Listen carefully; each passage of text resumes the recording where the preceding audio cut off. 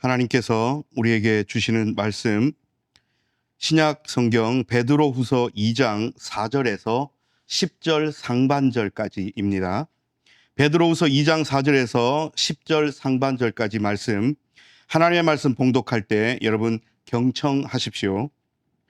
하나님은 죄를 지은 천사들을 봐주지 않으셨습니다. 컴컴한 지하세계의 사슬로 타르타로스에 가두셔서 심판 때까지 갇혀서 지켜지도록 넘겨주셨습니다. 또 하나님이 옛 세상을 봐주지 않으셨습니다. 그러나 정의의 선포자인 노아는 7 식구와 함께 보호해 주셨습니다. 불경건한 사람들의 세상에 홍수가 나게 하셨을 때 말입니다. 또 소돔과 고모라 두 도시를 잿더미로 만드시고 재난을 내려 심판하셨습니다. 그리하여 앞으로 불경건하게 살 사람들의 본보기를 삼으셨습니다. 그러나 의로운 롯을 구해 주셨습니다. 규범을 벗어난 사람들의 멋대로 놀아나는 생활 모습에 괴로움을 당하고 있던 롯을요. 그 의로운 롯은 그들 가운데 자리 잡고 살면서 날마다 그들의 무법한 행동들을 보고 들었습니다.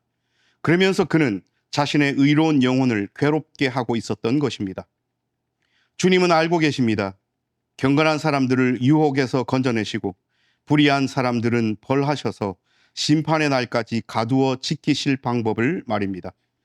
특히 더러운 욕망에 빠져서 육신의 욕구를 뒤쫓아 살아가고 주님의 권위를 깔보는 사람들을 그렇게 하실 것입니다. 아멘.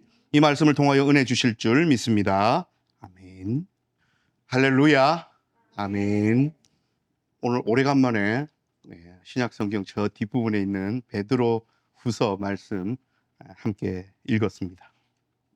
개역 개정과 조금 다른 명사에 대한 번역들도 있고 해서 오늘은 또 단어 몇 개에 한번 집중도 해보고 그렇게 하겠습니다. 4절부터 말씀을 읽었는데 사실 또 늘 그렇지만 1절부터 3절까지를 한번 봐야 되는데 1절부터 3절까지 보면 거짓 교사들에 대한 말씀이 있어요. 거짓 교사들에 대한 이야기들 뭐겠습니까? 벌 받는다 이 말이겠죠. 거짓 교사들. 거짓 교사들을 향하여 하나님께로부터 벌 받을 것이다 라고 이야기하는 그런 특징을 가진 책이 베드로 후서가 있고 유다서가 있습니다. 근데 유다서는 혼난다까지만 이야기를 하셔요. 근데 베드로 후서는 종합적인 이야기를 하십니다. 그래서 오늘 그 부분에 우리가 좀 집중하면서 말씀을 나누기를 원합니다. 이 사람들은 우리가 읽지 않았지만 거짓 교사들이라고 명명했잖아요. 무엇을 거짓말을 했을까요? 도대체 무슨 거짓말을 했길래 거짓 교사들이라고 이야기를 할까요? 이 사람들은 하나님의 심판이 없다고 가르쳤어요. 그러니까 하나님의 심판이 늦어지고 있으니 안 올 거다. 없다. 그러니까 지금 그렇게 겁내지 않아도 된다. 라고 하면서 사람들로 하여금 방종하는 삶으로 결과적으로 이끄는 그런 교사들이었어요.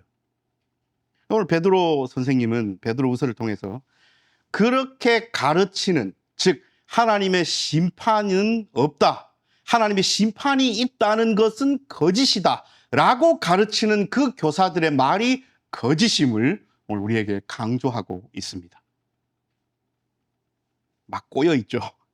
쉽게 이야기하면 하나님의 심판은 있다는 말입니까? 없다는 말입니까? 확실하게 있다 이야기를 하시는 거예요.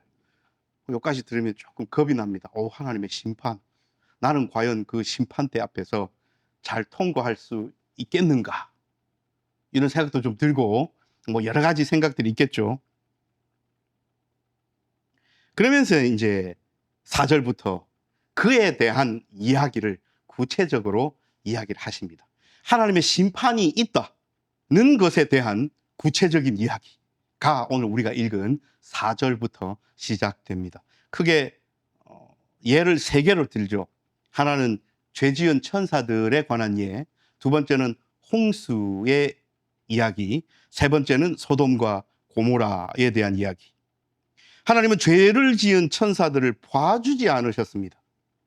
컴컴한 지하세계 사슬로 타르타로스라는 곳에 가둬두고 심판 때까지 거기에서 갇혀서 빠져나오지 못하도록 딱 묶어놨습니다. 지켜지도록 넘겨주셨습니다. 죄를 지은 천사들을 봐주지 않으셨죠. 5절에 보면 옛 세상을 봐주지 않으셨습니다. 봐주지 않으셨다. 그럼 반대말은 뭡니까? 아끼신다는 거죠. 여기서 우리가 단어를 하나 원어지만 살펴봐야 돼요. 페이도마이라는 헬라어인데요. 영어로는 거의 모든 번역, 영어 번역, 성경 번역이 스페어라고 번역하고 있습니다. 스페어 뭡니까?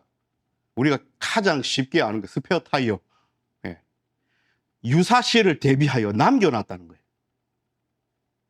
남겨놨다는 거예요. 가볍게 여기지 않고. 근데 이 스페어라는 영어 단어는 많은 뜻이 있어요. 남겨두다, 아끼다, 보존하다, 보호하다, 예요. 이게 뭔가 남겨두고 아껴둔 거예요. 이게 헬라어로 페이도마이. 신약 성경에 10번 정도 나와요. 이 단어가. 자주 나오는 단어가 아닙니다.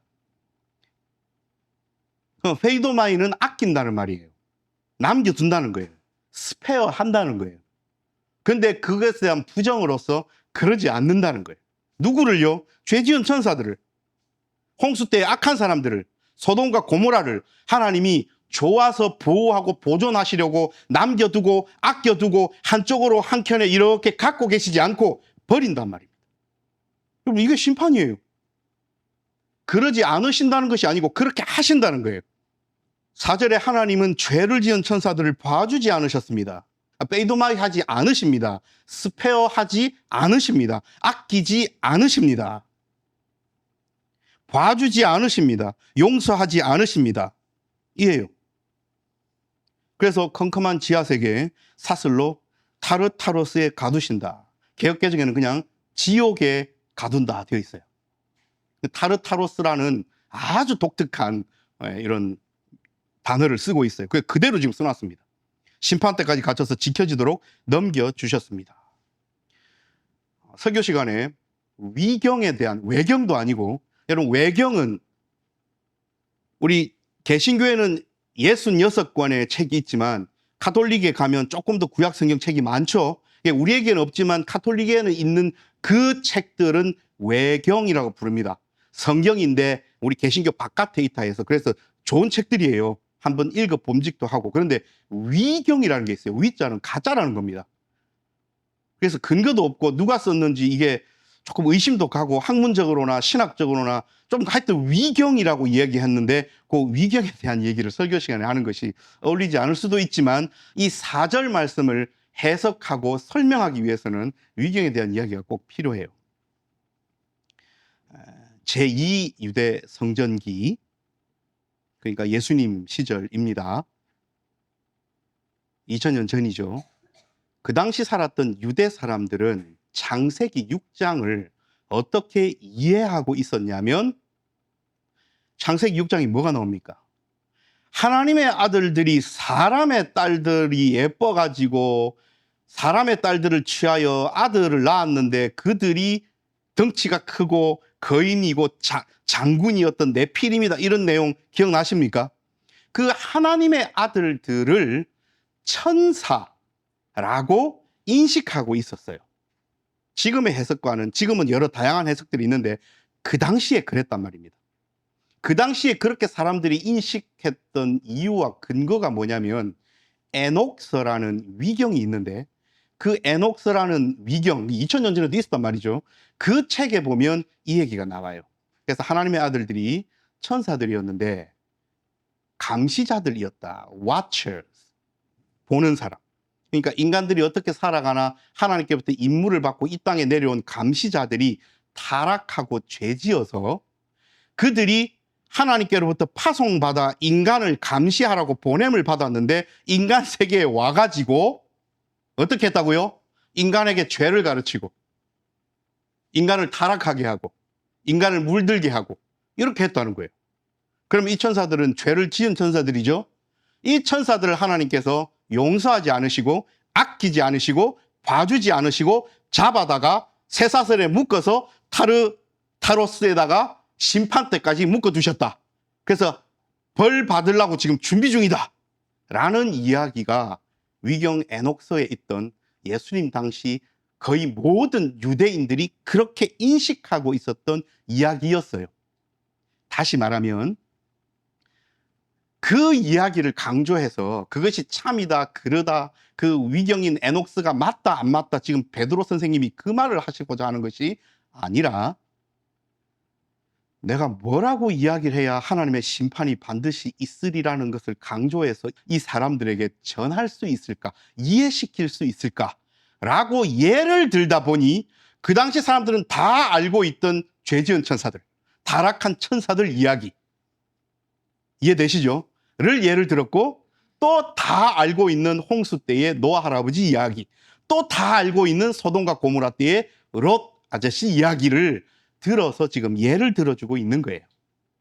그래서 4절은 뭐 이것이 옳다 그러다라기보다는 하나님은 천사도 죄를 지으면 가만두지 않으신다 라는 메시지를 우리가 받으면 돼요. 두 번째는 뭡니까? 하나님이 옛 세상을 봐주지 않으셨습니다. 경건하지 않은 사람들의 세계를 심판하셨는데 노아는 보존하시죠. 보호해 주십니다. 노아를 어떻게 이야기합니까? 여기서 정의의 선포자라고 오늘 우리 새한글 성경은 이야기하고요. 개역개정에는 의를 전파한 사람이라고 표현되어 있습니다. 어쨌든 베드로후서 2장 5절에서 노아는 정의, 의를 선포하고 전파하고 했던 사람. 어떤 세상이에요? 의가 없던 세상에, 불의한 세상에, 하나님 마음에 들지 않는 죄악으로 가득 찬 하나님의 법을 어기면서 살아가는 그 세상 가운데에 하나님의 의로움을, 정의를 선포하고 전파한 사람으로 베드로는 이야기하고 있어요. 자, 이쯤 되면 의를 선포하는 정의의 선포자인 노아를 함께 벌 주셔서 망하게 하실 수 없습니다 라는 걸 오늘 베드로 선생님은 강조하고 있었어요. 불경건한 사람들의 세상에 홍수가 나게 하셨을 때에 노아와 7 식구는 보호해 주셨습니다 라고 또 예를 들었어요. 소돔과 고모라는요, 두 도시를 잿더미로 만들었습니다. 재난을 내려 심판하셨습니다. 앞으로 불경건하게 살아갈 그런 사람들의 본보기를 삼으셨습니다. 그러나 의로운 롯은 구해 주셨습니다. 규범을 벗어난 사람들의 멋대로 놀아나는 생활 모습에 괴로움을 당하고 있던 롯을요, 여러분 우리가 인식하고 알고 있는 롯 아저씨는 여기서 표현된 만큼 노아랑 막 비견될 만큼 의로운 분으로 우리가 인식하고 있습니까? 조금 아니잖아요. 욕심 부려가지고 삼촌 아브라함보다 먼저 기름지고 젖과 꿀이 흐르는 땅으로 여겨지는 소돔 고모라를 선택해서 갔잖아요. 그리고 그 뒤에도 뭐 그런 사건들도 있고. 그런데 오늘 베드로 선생님은 의롭다고 이야기해요. 그 의로운 롯은 그들 가운데 자리 잡고 살면서 날마다 그들의 무법한 행동들을 보고 들었습니다. 그러면서 그는 자신의 의로운 영혼을 괴롭게 하고 있었던 것입니다.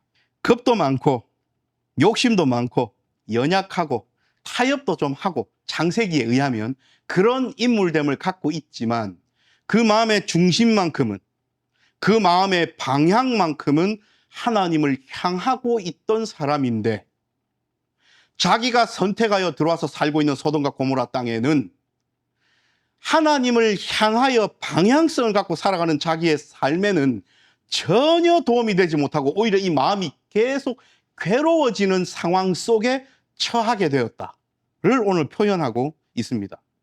이쯤 되면 우리랑 비슷하지 않나요? 우리가 하나님 앞에서 완벽한 의로운 삶을 살지는 않지만 그래도 그리스도인으로서 열심히 살아가려고 조금 애쓰고 살아가잖아요. 근데 세상의 불의를 바라보고 세상의 말도 안 되는 것들을 바라보고 세상이 하나님을 가벼이 여기고 하나님의 이름을 땅에 떨어뜨리는 상황을 바라봤을 때 우리의 마음이 아프고 힘들고 괴롭지 않나요? 이런 상황을 보시고 하나님은 베드로 사도의 입을 통하여 롯도 의롭다 말씀하십니다.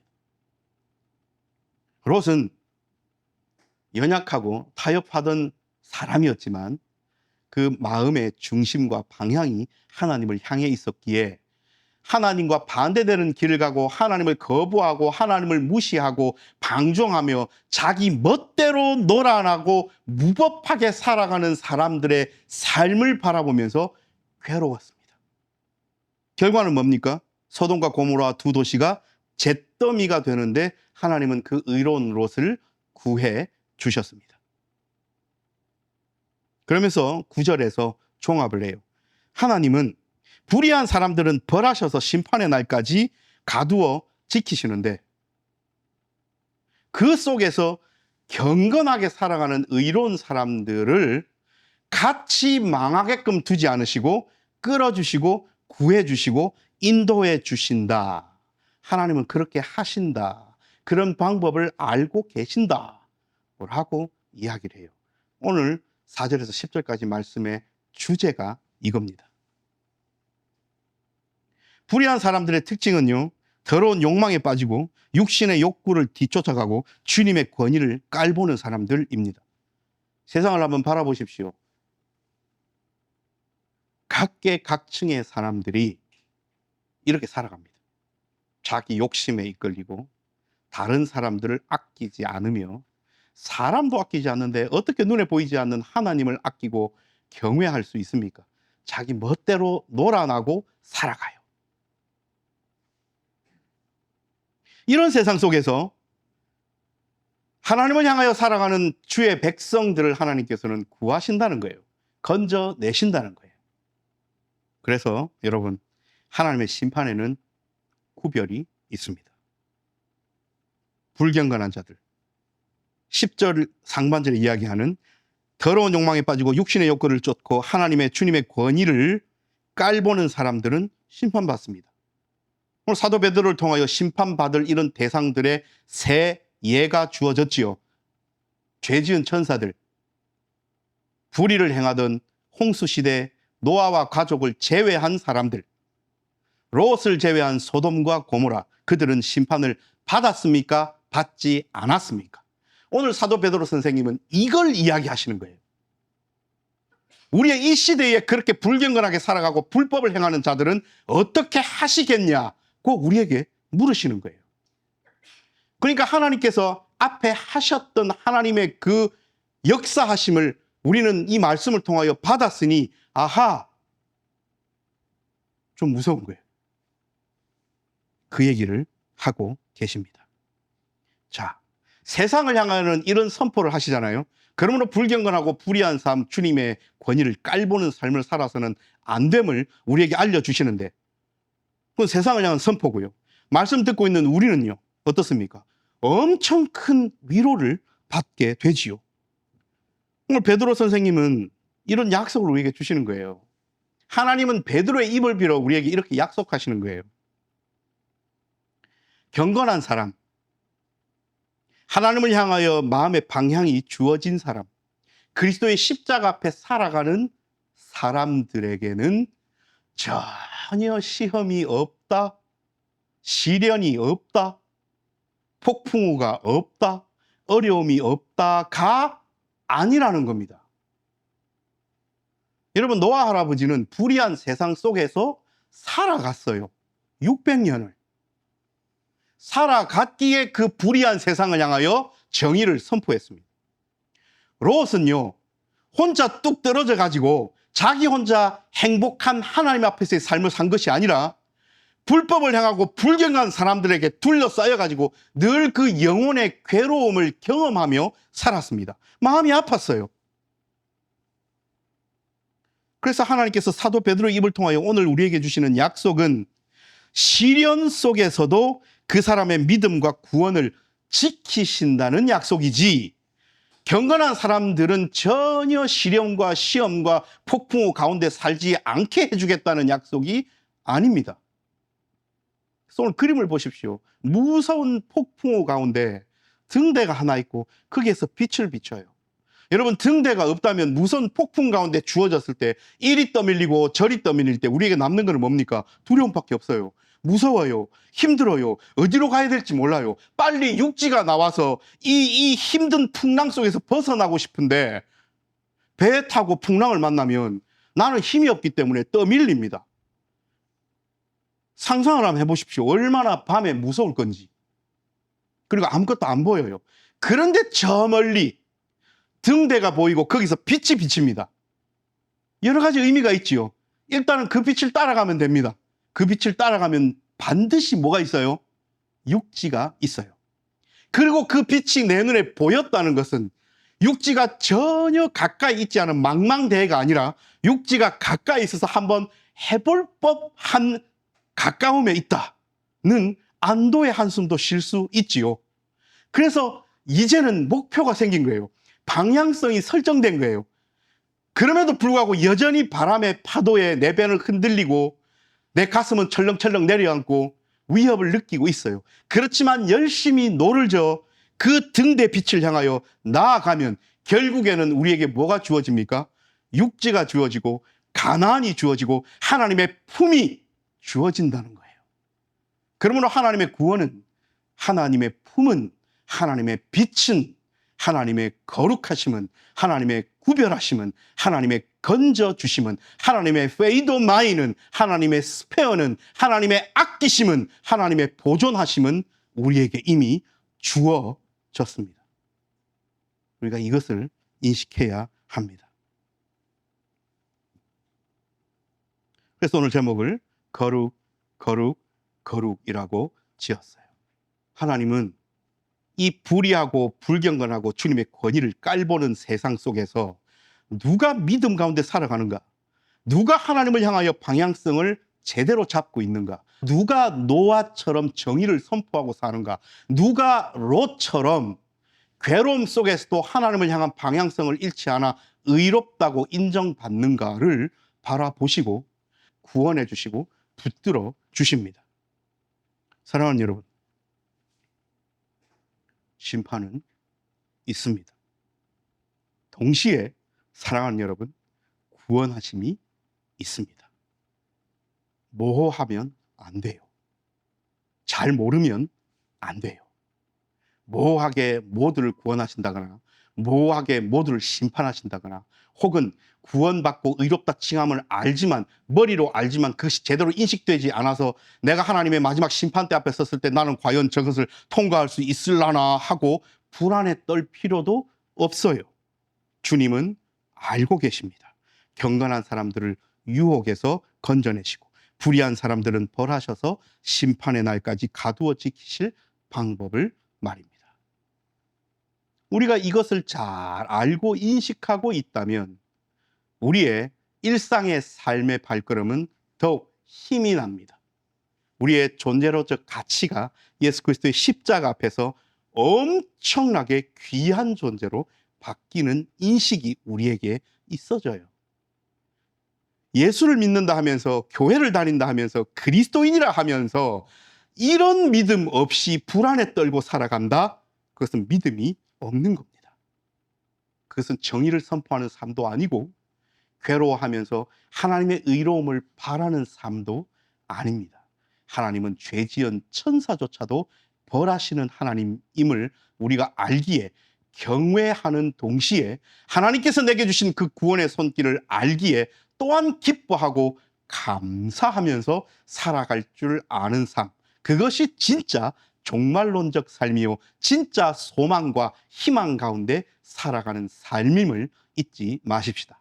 하나님께서는 이번 한 주간 반석이 빛된 교회 모든 성도가 이렇게 하나님의 아끼시고 보존하시고 보호하심을 누리면서 감사하면서 노아처럼, 롯처럼 살아가기를 바라고 계십니다. 기도합니다.